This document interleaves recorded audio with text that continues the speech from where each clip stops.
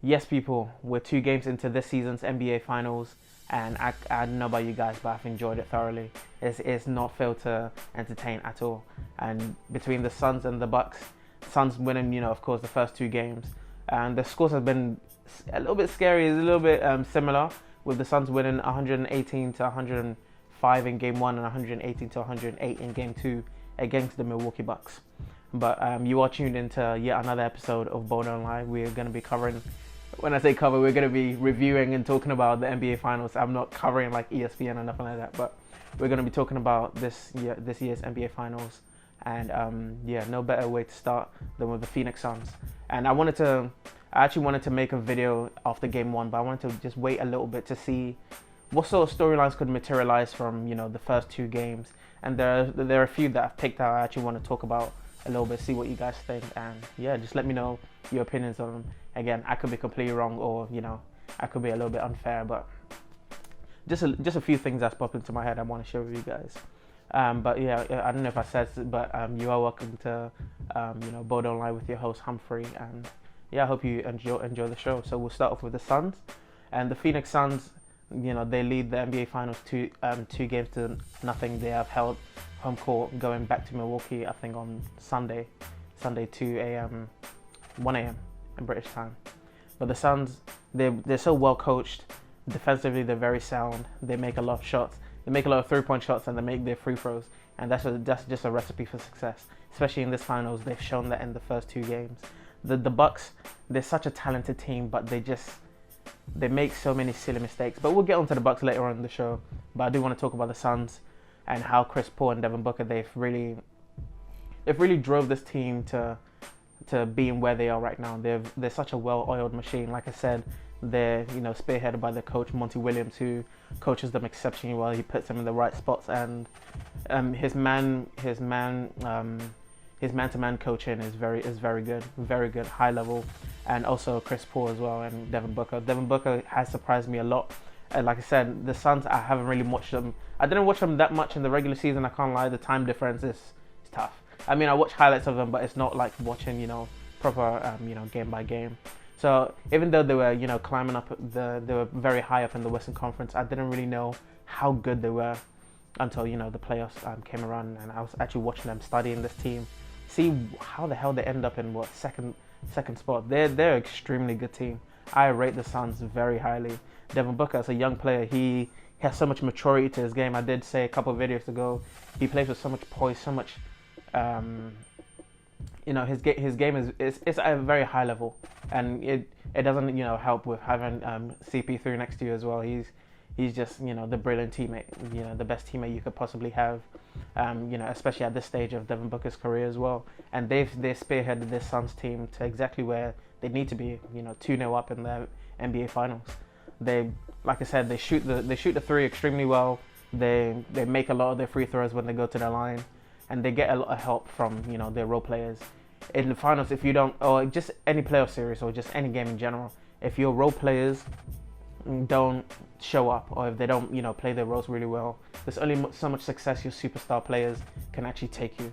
Your role players need to come along on the ride and actually give you the maximum success you could possibly have, which they got in Game 1. They had, I think it's like 19 points, 22 rebounds for DeAndre Ayton, and in Game 2 that just went by last night, what's his name, Mikal Bridges had like 27 points, and that's all you need. Because Devin Booker and Chris Paul, their numbers are going to take care of themselves. Like 27, 33 points respectively in Game 1, and Chris Paul had 23 points, but Devin Booker had 27, so did Bridges as well. So they're role players, star players, they're all turning up. They're firing on all cylinders. Defensively, I think they were top 5 in the league as well, so they're really good on that end as well. So it looks like they don't really have that much weakness. But then we move to the Bucks. This Bucks team, the Bucks could have split the series, especially in Game 2. I feel like with Giannis, coming back, and he actually looks like his knee's actually holding up, and he's not having too much problem with it. In Game 1, understandably so, he was always gonna feel out the knee, see how it was and stuff like that. He was a little bit tentative, wasn't really driving to the basket like that. And I was saying to a couple of my friends that if it was any other superstar, they'll probably rely more on their outside shooting rather than, you know, driving to the lane, slashing, stuff like that. But Giannis is not that guy. You know what I mean? Giannis is more of a slasher. He's more of, you know, more of his work is in the paint, driving to the paint. And if you have a knee injury like that, you're going to be a little bit more hesitant to do that. And he can't really rely on, you know, his outside shooting. He just doesn't have it. Do you know what I mean? But he did still drop 20 points, which is respectable for someone coming back after like a week and a half off. But game 2, he showed up. 42 points. I mean, what else do you need from your superstar, you know, player? 42 points. But again, I'm going to put this little graphic up. As you can see, he just doesn't have help. Middleton, 11 points. That's just not going to cut it. What's his name?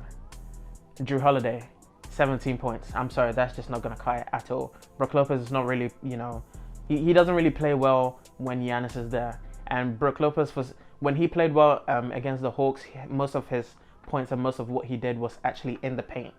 But with Giannis coming back, Giannis is clogging up the paint. He's doing most of his work in the paint. So that takes Brook Lopez out of there. He has to now shoot more threes. And I mean, he can make threes, but that's not where you want your 7'1", 280-pound center to be. Do you know what I mean? So with Giannis coming back, yeah, I mean, it is a plus. And Giannis playing at MVP level, that is a plus.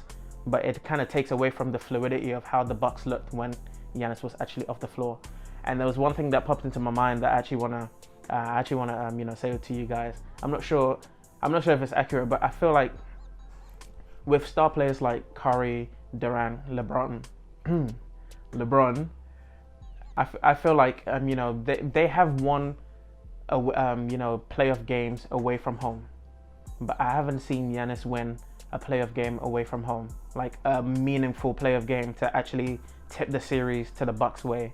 He's always because the only game I remember, I think it was they played the Raptors in like 2016 or something like that in the first round when they won game 1. He absolutely dominated DeMar DeRozan and Kyle Lowry. But apart from that, I haven't seen Giannis and the Bucks, or just Giannis himself, actually take a game by the scruff of his neck and actually win them a game away from home, you know, and then come back home, close out the series. I mean, he's done that against the, you know, Orlando Magics and stuff like that, but I'm not even talking about that. I'm talking about the big teams. Of course, the only other one he won was against last series against the Nets, when, you know, he dropped 40 points in game 7. But apart from that, I don't think he does that regularly enough, especially as the 2-time MVP and Defensive Player of the Year. And if you have these accolades, you're going to be held at such a high standard, which you know, I expect maybe I expect too much from Giannis. I don't know. Let me know. But he does need to, you know, try and, you know, win some of these away games and, you know, take the Bucks to where they need to be. And as we move to game 3 of the NBA Finals, going back to the Bucks, Middleton has to shoot better. He does tend to shoot better when they're back home. Holiday as well, he does play a lot better at home as well. Some of these 3-point shots, the Bucks, they went like 9 of 31 last game, 29%. That's just not going to cut it at all. With the Suns scoring 20, I think it's like 20 or 40, 50% slap bang in the middle in threes. They're always going to beat the Bucks. And the Bucks, they're more better, you know, on the boards, you know, scoring most of the points in paint and in the transition, stuff like that, which Coach Budenholzer he kind of has to recognize and make a few tweaks in game, rather than, like I said a couple of videos ago, he waits to lose the game before he makes this adjustment. So he needs to be a little bit more on top of that, and the Bucks should take care of, you know, of home. But the Suns team doesn't look like anything slowing them right now. So we'll see how it turns out. I see the Bucks winning game 3, but I see the Suns winning game 4. I think the Suns are gonna go to the Bucks and split the series. Like I said again in the other videos, I feel like in a playoff series, game 3, 5, and 7 are the most important games. They're the most series-turning games. So the Bucks have to win game 3. If the Suns roll up to Milwaukee and win game 3, series is over. Chris Paul's going to win his first ever NBA championship, winning Finals MVP in my opinion. But the Bucks, going back home on Sunday, have to win game 3. That's mandatory. Obviously, Giannis is going to, you know, have his 33 to 35 points. Middleton, again, who knows what he's gonna do, but Giannis does need you know, help from his role players, and hopefully he does. And, you know, to make it more of a longer series, you don't want to sweep in the finals, but we'll see how that turns out. Leave your comments down below of how you think it's going to turn out. I hope you guys enjoy the show. Yeah, I'm having fun. Like I said, I'm having fun with the finals, and also with England getting to the finals as well. So that's good. That's good. And yeah, don't forget to like, share, and subscribe. And I'll see you guys in the next one. And also follow me on Instagram and Twitter at BallDontLieUk. I'm gonna try and tweet more during these finals, and I also post regularly on my Instagram as well. So follow that. And yeah, I'll see you guys in the next one. Have a good one. Take care.